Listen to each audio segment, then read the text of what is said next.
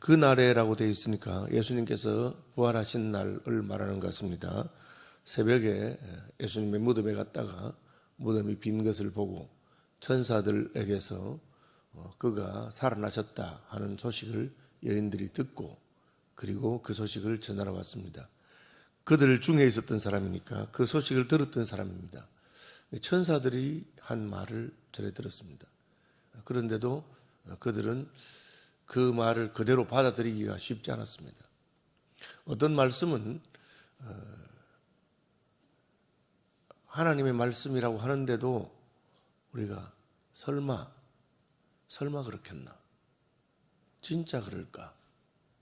그런 생각이 듭니다. 왜?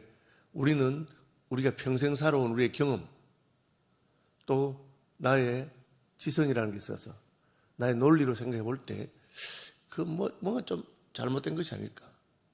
착각이 아닐까? 그래서 성경에서는 정언을 이야기할 때 두 사람이 함께 정언해야지 그 정언이 참되다. 혼자 말하는 것 아니고 두 사람이 함께 경험했다. 그렇게 해야 됩니다. 여인들을 혼자 간 것이 아니고 마리아와 또 다른 마리아와 또 여인과 이렇게 여러 사람의 이름이 나오잖아요. 그런데도 안 믿어졌습니다. 그 당시의 문화적인 관점에서 본다면 여자들이 말한 거니까 여자들이 뭘 정확하게 알겠나 그런 배경도 있을 것이고 그것은 우리가 저 뒤에 가보면 주께서 과연 살아나시고 시몬에게 보이셨다 하는지라 시몬 베드로를 말하는 것 같습니다. 그러니까 베드로가 정언하는 것은 조금 더 그래도 우리 사도 중에서 제일 형님이신 베드로가 말하는 거 보니까 좀 믿을만하다 이런 생각을 했는지도 모르겠습니다.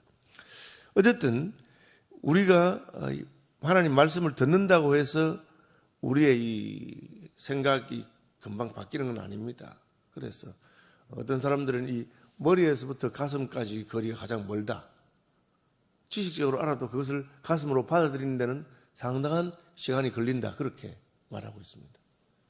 저도 모태신앙으로 5대째 예수를 믿는 사람이지만 어릴 때부터 말씀을 들은 가운데 어떤 말씀을 받아들이는 데는 상당한 시간이 걸렸습니다. 예를 들어서 나의 모든 재정 문제를 하나님께 맡기면 하나님 책임진다. 성경에 있는 말입니다. 그러나 그것을 내가 진심으로 받아들이는 데는 오래 걸렸습니다. 저는 결혼하고 나서 그 88년 겨울부터 제가 그것을 믿음으로 받아들이게 되고 그날 이후로는 저는 얼마나 재정적인 문제에서 자유하고 기쁘고 감사한지 모릅니다. 그전에는 저는 늘 돈 빌리러 다니고 그렇게 하는 사람이었습니다. 지금 저는 돈 빌리러 다니지 않습니다. 구워줍니다. 많은 사람이 구워주기도 하고 목 아프면 그냥 나눠주기도 하고 그렇게 하는 삶을 살지 하지는 않습니다. 왜? 성경에 하나님께서 우리의 인생을 책임지신다는 말이 있어도 그것을 내가 진심으로 믿고 받아들이는 데는 시간이 많이 걸리기 때문에 그렇죠. 이분들도 이제 엠마오로 가고 있습니다. 25리니까 그리 멀지는 않겠죠. 그죠? 백리가 40km 아닙니까? 25리니까 한 10km 정도 되는 거리입니다. 여기서 우리 구리 있는 우리 시민교회 정도가 조금 더 되는 그런 정도 거리니까 걸어가긴 조금 멀긴 하지만 그래도 못 갈 길은 아니고 그냥 한두 시간 걸어서 갈 수 있는 그런 정도의 거리입니다. 이 모든 된 일을 서로 이야기하더라. 이제 그게 여자들이 말이야 새벽에 갔는데 무덤이 왜 비어 있을까? 여러분 그냥 그 현상만 있었으면 별의별 추측을 다 하는 게 가능하지만 천사가 나타났다잖아요. 천사는 하나님의 보내신 사자고 하나님의 입장에서 그 현상에 대해서 해석하시고 설명해 준 겁니다. 천사가 나타나서 여자들에게 부활하셨다는데 왜 여기서 그걸 찾느냐? 그러면 우리 여러 생각을 하더라도 최종적으로 하나님께서 말씀하시면 그 끝이잖아요. 그죠? 몸이 아프다. 병원에 갔는데 누가 판결합니까? 의사가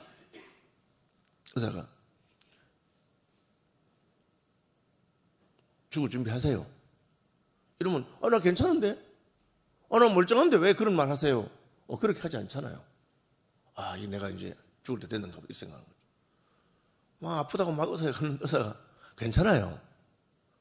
그냥 괜히 마음이 그래서 그렇지 아무 이상 없습니다. 그럼 그래 봐야 되잖아요. 그죠? 이제 대구에 아주 개팍한 의사가 한 명 있었는데 이 의사가 이비인후과 의사입니다. 그런데 이 학생들이 친구들하고 싸우다가 한 대 맞았어요. 근데 그 엄마가 아주 치마 빠름 센 의사예요. 그 진단서를 끊어왔어요. 진단서 끊어와서 무슨 진단서 끊어왔냐게 우리 애가 친구들하고 싸우다가 맞아가지고 고막이 터졌다는 거야. 그리고 의사가 보니까 안 터졌어.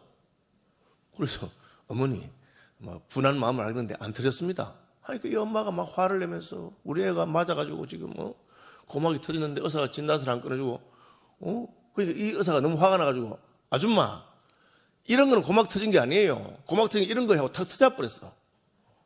그 대구에서 유명한 사람 그래 이게 고막 터진 거예요 하고 그런 일이 있었어요.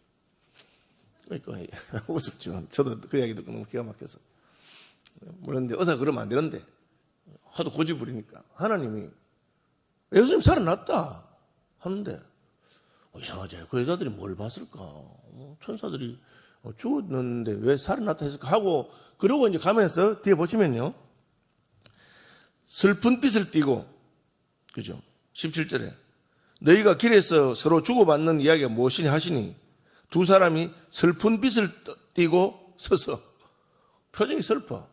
우리 그 복음서 있잖아요. 엠마오 마을로 가던 두 여자 슬픔과 근심에 잠겨있을 때 이건 뭘 말하냐 슬픔과 근심에 잠겨있을 필요가 없어. 하나도 안 슬픈 일인데 막 그냥 슬픈 줄 알고 생각하고 있는 거예요. 왜? 사실을 받아들이지 않기 때문에 그렇죠. 오늘날 우리가 그 복음을 전하면서 제일 마지막에 복음이 전해질 곳이라고 이스라엘을 많이 생각합니다. 복음이 전 세계를 돌아서 한 바퀴 돌았어요. 이스라엘 다시 가면 주님께서 오지 않겠나. 지금 이스라엘에도 예수 믿는 사람들이 나타나고 있습니다. 그런데 이스라엘 사람들 중에서 어떤 분들이 메시아를 기다리고 있다는 거예요. 하나님이 보내신 메시아를. 유대인들이죠. 우리는 왔는데 예수님 벌써 2000년 전에 와서 다 하실 일 다 했는데 그냥 받아들이면 되는데 지금도 이스라엘을 구속할 예수님을 기다리고 있다. 이게 이제 역사적으로는 이미 신약 시대에 왔는데 불구하고 구약에 살고 있는 거예요. 지금 엠마오로 가는 자들은 사흘이 지나버렸어요. 사흘째잖아요. 그죠? 이 일이 일어난 지 사흘째라 그렇게 말합니다.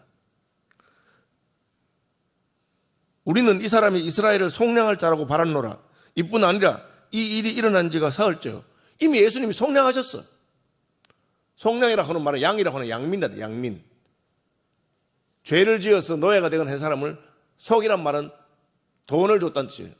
대가를 지불하고 양민을 만들었다는 거죠. 몸값을 지불하고 양민을 만들었어요. 이미 예수님께서 십자가에 죽으셔서 누구든지 예수를 믿으면 죄사함을 받고 다시 양민이 되는 거예요. 그런데 이제 그걸 기대하고 있는 거라. 그렇게. 여러분, 치매가 오신 분들 특징이 뭐냐면 밥 금방 먹고 잊어버려.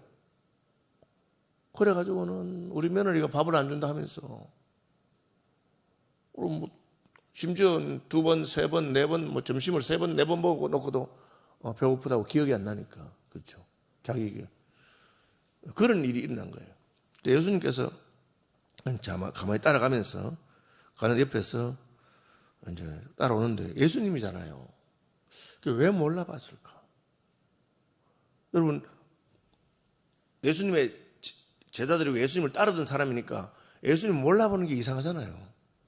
그런데 예수님 가는데 25리 길이면 짧은 길도 아닌데 같이 가면서 어떤 무슨 일이 있었어요 하고 이러면 예수님 웬일이십니까? 예수님 살아나시네 이래야 되는데 모르는 거야. 누가가 부활의 사건에 관한 다른 걸 기록하고 이걸 기록해놨어요. 누가가 그 의사였고 누가가 역사적인 관점을 가진 사가라고 합니다. 역사가라고 합니다. 그러니까 그런 이 사건에 아주 의미가 있고 특별한 것을 안 것입니다. 예수님 부활에 관한 다른 사건들이 많이 있는데 분명히 부활하셨는데도 나중에 보면 알죠. 역사가 지나가고 이 누가가 누가복음 기록할 때에는 그때 참 우리가 쓸데없이 걱정하고 괜히 이미 사흘째 부활했는데 그냥 예수님은 죽으시고 우리는 어떻게 할까 하고 그렇게 하던 것을 그 장면을 이야기하고 그 다음에 예수님 진짜 옆에 오셔서 무슨 일이에요? 이런 물어보는데 당신은 예루살렘에 살면서 소식도 못 들었냐고. 나사렛 예수라고 하는 참 위대한 선생님이고 우리는 그분이 이스라엘을 속량하실 메시아인 줄 알았는데 죽었어요. 그렇게 말하는 거예요. 그는 하나님과 모든 백성 앞에서 말과 일에 능하신 선지자이거늘. 예수님 선지자로 생각했습니다. 선지자가 아닌 건 아닙니다. 예수님이 선지자이기도 하고 왕이기도 하고 제사장이기도 하지만 그것만 다는 아니잖아요. 우리 메시아고 우리를 구원하셨고 한 그것까지 이게 이제 어중간하게 아는 거예요. 절반만 아는 거죠. 과거만 알고 이미 일어난 현재를 모르고 현재만 알고 앞으로 될 일을 알지 못하는 것이죠. 이게 복음에 있어서 누가 굉장히 중요한 사건입니다. 우리가 뭘 좀 알아. 하나님도 알고 예수님도 아는데 그냥 절반만 알면 안 해도 될 걱정을 하고 예수 믿는 사람들이 여러분 항상 기뻐하라는데 그게 어떻게 항상 기뻐가 됩니까? 근데 왜 그렇게 기뻐하라 했을까? 하나님께서 말씀하신 거예요. 너 걱정할 필요 없다는 거예요. 그럼 지금 내가 아파 죽게 생겼는데 우리 집안이 망했는데 우리 애가 아픈데 왜 하나님께서는 그 기뻐하라고 하십니까? 할 때 내가 책임진다 하잖아. 아직 끝이 아니잖아. 이게 다 끝이 아니다 얘들아. 내세가 남아있고 영원세계가 남아있다. 아직 안 끝났다 너. 왜 지금 역사에 하나님의 구원 역사가 진행되는데 그 중간에 딱 잘라가지고 예수님 죽었네. 어쩌고 나는 우리 그분이 뭐 좀 할 줄 알았는데 조금 더 기다려봐라. 그럼 그 다음에 이 모든 것이 합력해서 선을 이루시는 하나님 역사입니다. 제가 홍콩에 가서 그 여자 전도사님 한 분을 만났는데 이분 할머니 전도사님인데 평생에 혼자 전도사시다가 이제 거의 70도 안 돼서 결혼하셨어요. 장로님하고. 그래 뭐 어떻게 장로님 근데 제가 그분 보면서 감사해. 늘 싱글벙글이야. 그래 기쁘고 감사가 넘쳐. 그래 뭐 전사님은 그렇게 항상 기쁘고 그러시 하니까 그분이 하는 거야. 살아 예수 죽어 천당. 나는 뭐 살아서 예수 믿어서 걱정이 없고 죽으면 천당 가는데 내가 걱정할 게 뭐 있느냐. 살아도 예수님 믿었으니 할렐루야고 죽으면 천국 가는데 내가 무슨 근심이 있겠느냐고 그렇게 하시더라고요. 물론 우리가 인생이니까 감정에 여러 가지가 있잖아요. 그런데 원리적으로는 그 말이 맞거든. 원리적으로. 왜? 우리가 구원받았어. 중생하고 예수 믿었어. 하나님의 자녀 됐으니 밥 그거 한 끼 더 먹으면 어떻고 덜 먹으면 어떻습니까? 옷을 좀 더 입으면 어떻고 덜 입으면 어떻습니까? 그죠? 저는 서울 시민교회 와서는 우리 교인들이 저한테 너무 잘해줘서 제가 원하는 걸 못하는 게 별로 없습니다. 그러나 SFC 간사하거나 대구에서 불고기 개척할 때는 그죠? 우리 애들 서울에 있는 대학 보내고 싶었습니다. 서울에 있는 대학 갈 수 있는 실력도 했죠. 그래서 저는 교회 재정적인 부담을 주기 싫어서 4년 전면 장학생 되는데 가라 했습니다. 그리고 지방대학들 갔습니다. 제 친구 목사들이 권목사 그래도 무리를 해서 빚을 내더라도 서울에 보내야지. 대학을 보내. 그걸 제가 속으로 그게 뭐 중요하냐고. 그게 그렇게 중요하냐? 그걸 말을 안 했습니다. 말하면 기분 나쁠 수 있으니까. 애들 공부시킬 때 학원 한 번도 못 보냈습니다. 무리해서 보낼 수도 있죠. 저는 뭐 그 관계없다. 학원에 가고 안 가고 그게 뭐 중요하고. 더 나가면 대학 간들 어떻고 안 간들 어떻습니까? 그것이 그렇게 중요합니까? 이미 하나님께서 우리 인생에 기회하셔서 우리를 구원하셨고 그 구원의 역사가 시작됐는데 너희 속에 착한 일을 시작하시니까 그리스도 예수의 날까지 이루실 것입니다. 그 예수님을 3년 따라다녀도 쭉 하나님의 구원 역사 이루어지는데 십자가가 탁 걸리니까 그 다음부터는 막 인상이 막 슬프고 뭐 이제 끝난 거야. 우리는 그분이 선지자요 이스라엘을 구원할 자인 줄 알았는데 죽어버렸다는 거예요. 자기들의 기대로 말하면 지금 예수님이 안 죽고 헤롯을 죽이고 로마의 군인들을 죽이고 예수님이 지금 예루살렘 성에서 왕궁에서 왕으로 죽여야 돼요. 자기들이 생각하는 그 스케줄 내가 생각하는데 그대로 안 되는 거예요. 하나님 다른 방식이에요. 죽음으로 말미암아 사망을 죽이시고 사실은 가장 큰 원수가 사망이잖아요. 마귀잖아요. 그와 마귀의 권세와 싸우러 가셔서 음부에 내려가시고 승리하셨는데 그걸 모르는 거예요. 그러니까 예수님께서 그렇구나. 그 현실적인 근심과 거기 딱 매여 있으면 눈이 가려서 부활하신 예수님이 안 보입니다. 우리는 뭐 예수님 부활한 거 다 알잖아요. 그래도 살아가다 보면 눈앞에 일이 탁 닥치면요, 그냥 그게 안 보여. 부활하신 예수님이 안 보여. 어떻게 하느냐? 얼굴에 근심빛이 가득해요. 여러분, 예수 믿는 우리가 걱정, 근심이 될 일이 없지는 없지만, 이 세상에 근심된 일이 많지만, 그러나 기도하는 때마다 아니지, 주님이 다시 살아나셨구나. 나를 위해서 다시 살아나셨구나. 주님의 승리가 나의 승리와 영광이 되는구나. 지금 역사는 여전히 진행되고 있는데 내가 중간에서 딱 잘라가지고 망했다고 할 것이 아니구나. 왜? 더 진행되면 주님께서 모든 것이 합력해서 선을 이루시고 하나님의 놀라운 역사적인 역전이 있는 겁니다. 그래서 예수님 뭘 하느냐? 봐라, 내다, 살아났잖아. 그렇게 안 하셨어요. 우리 그렇게 하면 간단할 것 같은데, 이것들이 왜 내 여기 살아있는데 왜 죽었다고 난리냐, 이렇게 안 하시고 성경을 풀어주신, 이러시되 미련하고 선지자들이 말한 모든 것을 마음에 더디 믿는 자들이요, 그리스도가 이런 고난을 받고 자기의 영광에 들어가야 할 것이 아니냐 하시고, 모세와 모든 선지자의 글로 시작하여 모든 성경에 선 바 자기에 관한 것을 자세히 설명하시니라. 성경이라고 있습니다. 하나님 그래 말씀하셨어요? 하나님 뭐라고 하십니까? 죽는다고 안 합니까? 그리고 다시 사신다고도 하셨습니다. 죽는 것까지 다 하나님 말씀하신 대로 됐는데 왜 그 다음은 안 믿죠? 그렇게 말한 겁니다.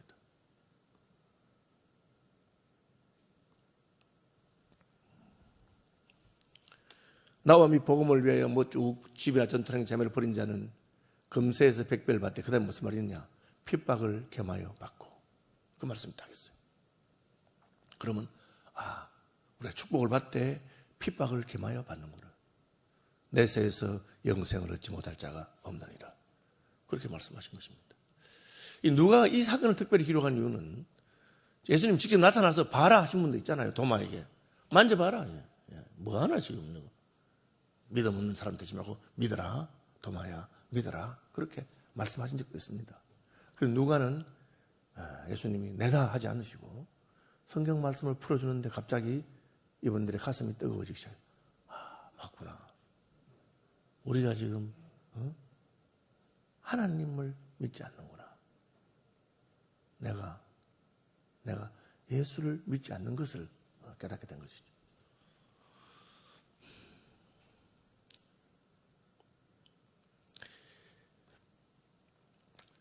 교회 오래 다니는 안수 집사님 병원에 입원하셨는데 사랑의 교회 집사님이셨습니다. 부목사님이 신방 가서 집사님 죄송합니다.